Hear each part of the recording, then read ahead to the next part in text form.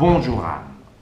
On ne va rien faire de faux comme souvent à la télé aujourd'hui. Je te vois donc, et t'en remercie beaucoup, dans le cadre de mon livre-film Risque de chance, traduction littérale de l'idéogramme chinois du mot crise. La vocation de cette démarche, livre-film, où on verra ce que ça donnera, est d'aider à faire naître celle des autres. La vocation de cette démarche est d'aider à faire naître la vocation des autres.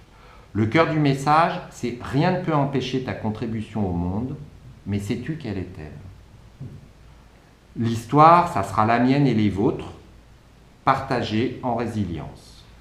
Et les thématiques, elles sont très ouvertes, portées par chaque personnalité très différente. Alors ma première question, Anne, peux-tu me dire, s'il te plaît, quel est le plus beau risque dans la vie? Le plus beau risque dans la vie. Alors ça, je ne saurais pas répondre pour les autres. Pour moi, je pense que le plus beau risque de ma vie, ça a été mes enfants. Non pas que je les ai perçus comme un risque, mais je pense que c'est la chose la plus fantastique et en même temps la plus, comment dirais-je, surprenante, on pourrait même dire hasardeuse, d'une certaine façon. Qu'est-ce qui était vraiment important pour toi dans ce risque de chance des enfants? C'est un risque pour moi qui a été tardif. Moi, je me suis sentie très longtemps la fille de mes parents plutôt que dans une transmission ultérieure. Peut-être d'ailleurs parce que j'ai toujours été passionnée d'histoire et d'archéologie, ce qui est une façon de regarder derrière plutôt que de regarder devant. Et c'est une découverte extraordinaire. C'est effectivement des êtres qui sont très différents de soi et qui en même temps sont très proches de soi et qui se transforment devant vous. Donc sur lequel d'ailleurs ça rend très très modeste sur les capacités qu'on a à les faire. Ils sont déjà beaucoup ce qu'ils sont. Et puis en même temps, je sais pas, il y a un côté. Moi je trouve ça fascinant. Je trouve ça fascinant et c'est aussi une façon d'accepter sa propre finitude. Ce qui n'était pas naturel chez moi. Et quand je dis pas naturel, c'est le raisonnement, on le connaît, on est rationnel, mais il y a toujours quelque chose qui est au-delà du rationnel. Et là-dessus, les enfants vous font changer de perspective.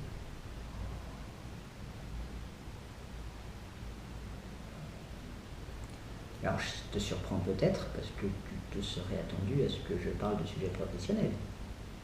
Pas du tout. Pas du tout. J'en suis très heureux parce que c'est vraiment le sens de cette démarche, c'est loin du professionnel, c'est beaucoup plus systémique. Et c'est très important ce que tu abordes là, le risque des enfants et l'acceptation de sa propre finitude. C'est vraiment la notion importante, c'est vraiment cette notion de qu'est-ce qui est plus grand que moi, quoi, en quoi je peux servir. Et d'ailleurs, je peux te demander cette question qui peut paraître très simple et qui n'est pas toujours aussi simple dans la réponse, c'est quelle est ta contribution au monde, ta mission, ta vocation? Moi, j'ai toujours senti que, comment dirais-je, j'étais là pour faire avancer le schmilblick. Donc, alors schmilblick, je ne sais pas si c'est très connu des jeunes générations, c'était un jeu télévisé où on disait qu'est-ce que c'est que le schmilblick? Voilà, faire avancer le schmilblick, faire avancer la connaissance, faire avancer, être utile à quelque chose. Alors, je pense que le sens pour moi est très important. C'est-à-dire, on est tous pris entre l'être et l'avoir. Et l'avoir est un sujet, mais l'être, le sens de ce qu'on fait, je pense que c'est la motivation réelle. Qu'est-ce que tu reconnais en toi-même, par toi-même, qui te donne le goût de vivre? Je suis naturel assez heureux. C'est-à-dire que, d'abord, je trouve que le temps vous apprend à beaucoup mieux vous connaître et donc à beaucoup mieux vous supporter.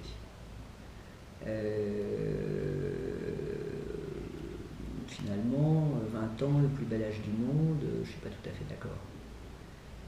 Je trouve que le cheminement que l'on fait, les chemins que l'on a, les expériences que l'on a, les êtres, les gens que l'on rencontre, vous apportent, vous forgent, vous déconstruisent, vous reconstruisent. Donc ça, c'est quelque chose qui n'est pas linéaire du tout, hein. Il y a des moments de construction, des moments de déconstruction. Mais qu'au fil du temps, on vit de mieux en mieux avec soi-même. Et vivant de mieux en mieux avec soi-même, se connaissant mieux, sachant mieux ce qu'on peut apporter, ou ne pas apporter, je pense qu'on est plus contributif. Donc moi, ce qui m'intéresse, d'abord je pense que j'ai une curiosité gigantesque. Ça, j'ai toujours été curieuse de ce que je ne connais pas, curieuse d'une connaissance plus approfondie des choses, avec le sens du fait qu'on n'a pas beaucoup de temps, donc qu'on ne pourra pas tout savoir, mais que cette recherche, cette curiosité continue à vous apporter. Donc moi je crois que si je n'étais pas curieuse, si je n'avais pas cette curiosité en moi, je pense que je serais beaucoup moins heureuse. Je suis très curieuse des gens, je suis très curieuse de l'histoire, je le disais, des civilisations, des sciences naturelles, des progrès de la physique. Je suis très intéressée par... aujourd'hui, j'investis dans des startups, j'aide des start-upers tout à fait gratuitement à se développer, j'aide des entreprises plus grosses. J'adore finalement avoir une contribution positive à des choses et à les faire avancer. Donc c'est cette espèce de curiosité de l'autre, curiosité des choses, curiosité de l'autre, le fait qu'on a des rencontres qui sont incroyablement parfois bouleversantes, ça c'est un moteur extraordinaire. Donc moi je me souviens par exemple de François Mitterrand, très proche de sa fin. On ne pouvait plus lui dire aujourd'hui il fait pas beau, hein, il pleut. Chaque minute de vie était à prendre et à savourer et à voir les côtés positifs des choses. Donc je pense qu'effectivement je suis quelqu'un de positif aussi, c'est-à-dire les verres sont plutôt chez moi à moitié plein qu'à moitié vide. Mais ça c'est une façon de vivre avec soi-même aussi. Et avec les autres. Parce que quand on est optimiste, ça rend la relation avec l'autre quand même plus fraternelle, je pense. Plutôt que de lui imposer ses propres difficultés. Donc il y a une forme de politesse aussi. Alors j'ai une autre question, Anne, ayant lu et dégusté ton livre, y compris les conseils de famille où ton père décidait de descendre la température à 19 degrés pour protéger la planète et protéger vos finances. Ah, et puis non, dans un élan aussi, comment dirais-je, de citoyenneté. C'est-à-dire, pour lui, c'était c'était en 1973, première crise pétrolière, il y avait l'usine de Skikda, je crois, en Algérie, où il y avait des problématiques de fonctionnement du gaz. Et effectivement, il nous avait réunis dans la cuisine et il nous avait dit « Mes enfants, le temps de l'énergie facile est terminé ». Alors moi, ça m'avait beaucoup frappé parce qu'il avait continué à expliquer que finalement, c'est vrai, on vivait dans un monde, on avait une maison individuelle, avec un jardin. Il avait expliqué que tout ça, c'était quand même basé sur un monde d'énergie pas chère, tout à fait juste. Et que, première étape, 19 degrés, mais la deuxième étape, ça serait peut-être de faire, d'abord de chauffer les chambres, comme on faisait autrefois. Et puis, peut-être que, si la situation devenait vraiment difficile, il faudrait peut-être se regrouper. J'étais ado, moi, c'était, comment dirais-je, c'était le ciel qui me tombait sur la tête. Ma chambre, mon monde, mes livres, comment? Donc, oui, je m'en souviens vraiment très très bien. Alors c'est amusant parce que j'ai écrit ça dans la 3e révolution énergétique. Je suis assez contente d'ailleurs, parce que j'ai parlé de ça avant, les livres sur la troisième révolution industrielle, etc. Enfin, je pensais très profondément, j'ai dû écrire ça en 2008 ou 2009, qu'on était dans un monde qui était en transition énergétique et en transition écologique. Mes parents, quand ils ont lu ça, je leur ai donné à lire bien avant parution, bien sûr. Je dis, ah, t'exagères un peu quand même, j'ai vraiment dit ça. Oui, t'as dit ça, mais oui, t'as dit ça, papa.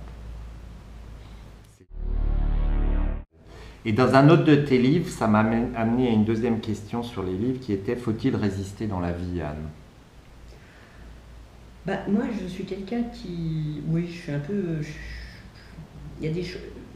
Oui. Oui. Oui. Oui, fondamentalement, je pense qu'il y a des choses sur lesquelles on ne peut pas transiger. Alors, c'est peut-être mon côté. Ça doit être mon côté un peu nivernais, ça. Moi, j'ai des ascendants nivernais du côté de mon père, des gens très modestes. J'ai repris la maison de mes arrière-grands-parents. Là. Je l'ai refaite, elle était en indivision pendant 40 ans, donc il a fallu faire un peu de travail dedans. Donc j'y vais très souvent et j'ai repris racine. On dit que les saumons remontent là où ils sont. Bon, finalement, moi je suis nivernaise. Fondamentalement, je ne le savais pas pendant longtemps, mais je le suis. Et Clamecy, c'est la seule, c'est une petite ville pas très connue, Clamecy, c'est une très belle cathédrale gothique avec une curiosité. C'est la seule cathédrale en France, la seule église, qui a un drapeau bleu, blanc, rouge qui flotte au-dessus. Dire pourquoi? Eh bien parce que à Clamecy, dans la cathédrale, en dehors de la cathédrale, les gens se sont groupés pour refuser le coup d'État de Napoléon III, parce qu'ils étaient républicains. Ils ne pouvaient pas accepter. Bien sûr, ça s'est très mal passé. Mais ce côté, effectivement, on ne peut pas tout accepter dans la vie. Il y a des choses... alors c'est vrai que dans les élites françaises, très souvent, on s'accommode. Moi, je pense que c'est des choses on ne doit pas s'accommoder. Alors, ça ne veut pas dire qu'on résiste sur tout dans la vie. Je ne suis pas du tout une héroïne, moi. D'ailleurs, je ne sais pas du tout comment je me serais comportée en face des Allemands pendant la Seconde Guerre mondiale. Mais je pense que, voilà, j'ai un petit côté maquisarde de salon, si je me moque de moi-même. En tant que maquisarde, qui es-tu également comme magicienne? Que fais-tu en tant que magicienne dans ce monde? Une magicienne? Ah ouais. Pourquoi je suis une magicienne, moi? Si je te disais que tu étais une magicienne. J'aimerais bien être magicienne. Là aussi, quand j'étais petite, je regardais Ma sorcière bien aimée. Savoir. Elle bougeait du nez comme ça, elle bougeait du nez. C'est Elisabeth Montgomery, je me souviens du nom de l'actrice. Et elle bougeait du nez, et à ce moment-là, un tas de choses qui se produisaient. Mary Poppins, tout ça. Avoir un espèce de système qui fonctionne. Alors ça, elle fonctionne dans le monde matériel, elle ne fonctionne pas forcément dans le monde spirituel, intellectuel, cérébral. Donc, je ne me vois pas du tout comme magicienne, je me vois comme... j'aime bien être une bonne fée. Pouvoir faire ce que je peux pour améliorer les choses. Voilà. Et qu'est-ce que tu voudrais voir se réaliser dans le monde à travers toi en tant que bonne fée, voire au-delà de toi d'ailleurs? Ben moi, je dirais il y a toutes les étapes. La première étape, elle paraît... moi, je ne peux pas voir quelqu'un qui est dans la rue sans que ça me déchire, personnellement. Ouais. Et ce dont je suis très fier, c'est que ma fille... l'autre jour, me dit, maman, j'ai vraiment très faim. Bon, maintenant, je ne vais pas manger à midi. J'ai donné tout mon argent. Et ça, waouh. Je dis, voilà, on a les mêmes valeurs. Donc ça me parle, ouais. Super. Donc ça, j'aimerais bien ça. C'est-à-dire, comme tout le monde, ça me fait mal, je me vois, c'est un rapport de fraternité, d'identité, de pourquoi moi je suis là, pourquoi lui il est là, ou pourquoi elle est là, c'est de culpabilité.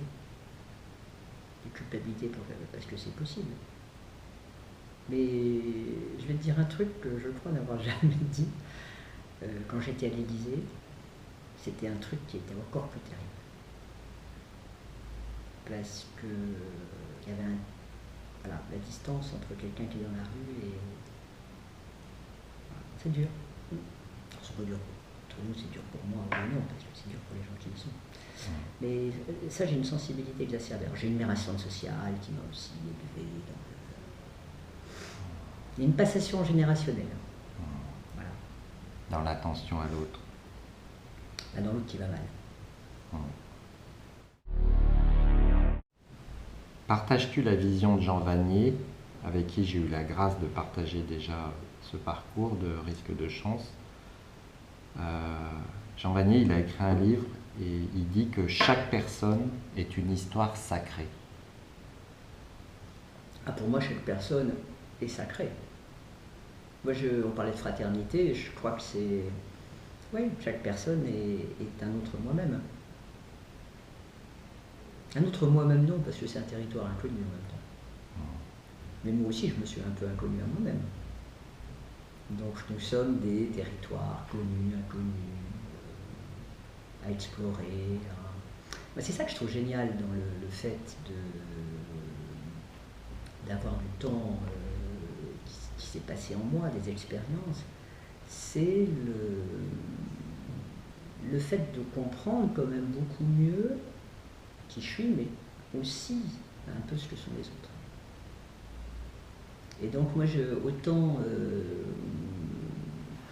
post-ado, jeune adulte, j'avais des moments un peu sartriens, où vous voyez les autres, garçon de café, vous dites mais c'est quoi ça, c'est quoi moi, dans quel monde suis-je, qu'est-ce que c'est?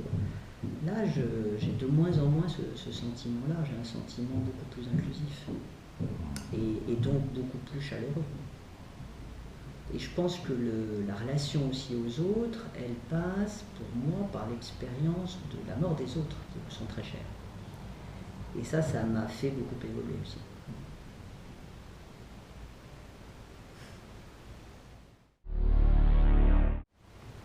Qu'est-ce que tu vis dans ta vie aujourd'hui que tu souhaiterais voir continuer?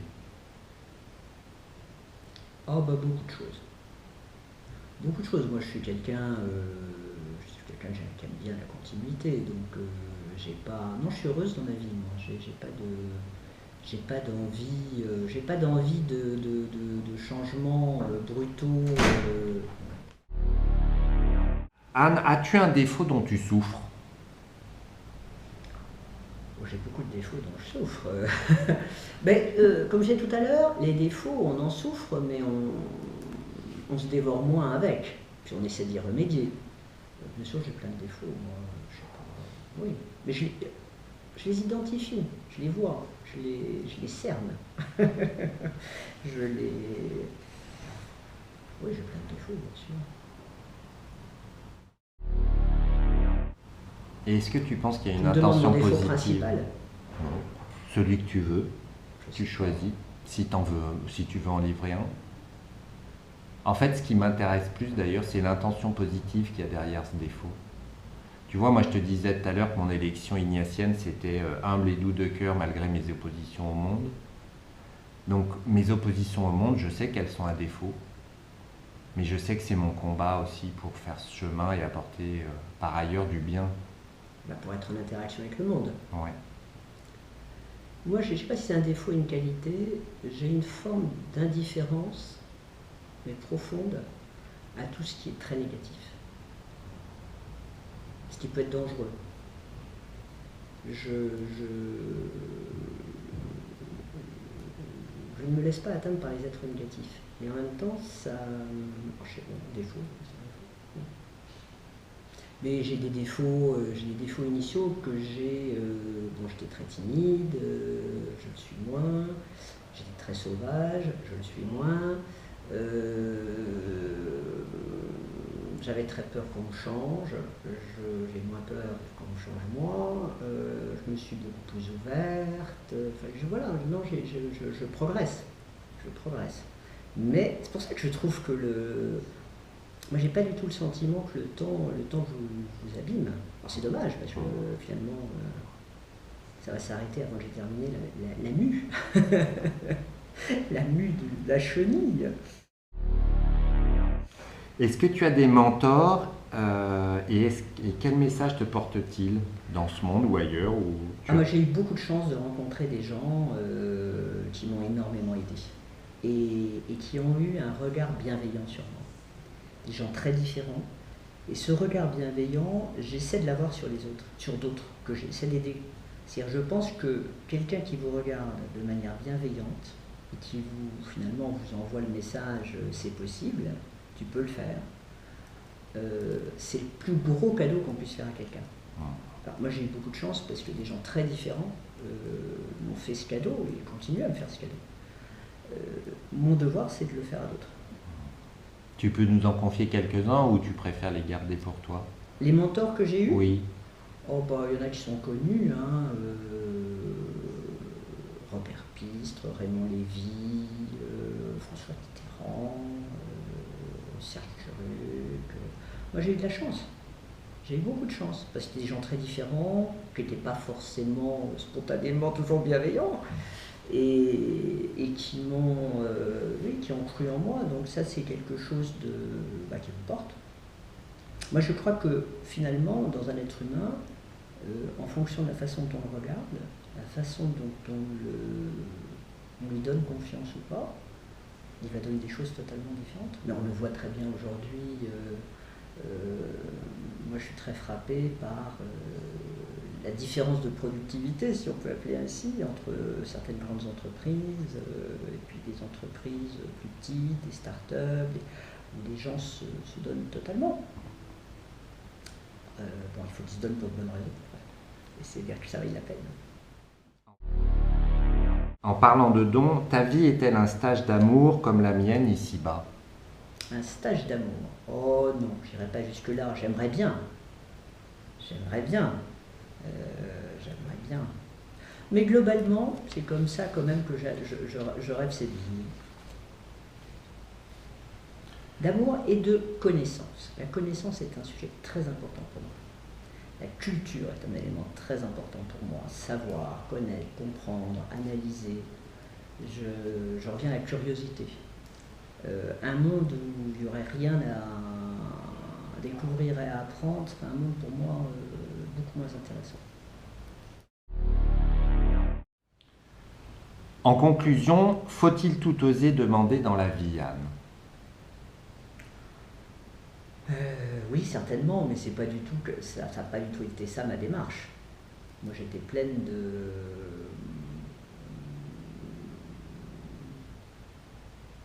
j'étais pleine d'autocensure, de c'est pas possible, et même maintenant, de doutes. J'ai beaucoup de doutes. J'en ai encore. J'ai beaucoup de doutes sur moi. Mais c'est bien d'avoir des doutes parce que ça vous évite de faire trop de bêtises aussi. Non, j'ai beaucoup de doutes. Pourquoi as-tu accepté ma demande d'interview avec cette simplicité? Parce que je t'aime bien.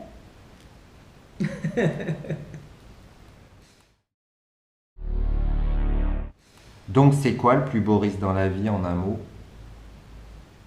Faut que je change d'avis par rapport à mes enfants? Non. Le plus beau risque dans la vie, c'est la vie. La vie est un risque total. Parce que quand on regarde... la vie est un risque total. Et quand on voit... comment dirais-je? C'est ça, je trouve que c'est la chose... J'ai animé à un moment donné un think tank qui s'appelait Expérience. On demandait aux gens, Expérience avec des S, on demandait aux gens de venir raconter l'expérience de leur vie. C'est-à-dire, et avec cette espèce de dilemme terrible, c'est quelle part de mon expérience peut être passée à quelqu'un d'autre pour qu'il puisse ne pas faire les mêmes erreurs, pour qu'il puisse aller plus vite, pour qu'il puisse comprendre un peu mieux les choses. Et c'est très difficile. Et ça, c'est, je trouve, le challenge le plus compliqué. C'est comment profiter de l'expérience des autres. Et ça veut dire qu'il faut écouter beaucoup plus. Écouter les signaux faibles, écouter ce qu'on discerne, Et je pense qu'avec le temps, mes oreilles se sont bien développées, c'est-à-dire je comprends mieux ce qui m'est dit, ce qui peut m'apporter. J'ai l'impression d'avoir avancé dans la vie avec une capacité de compréhension qui était au début certes scolaire, mais finalement assez peu développée, et de l'avoir augmentée. J'espère que ça va continuer. Merci beaucoup Anne. Moi, Maurice, ça aura été partagé ce moment avec toi aujourd'hui. Merci du fond du cœur. Merci tout plein.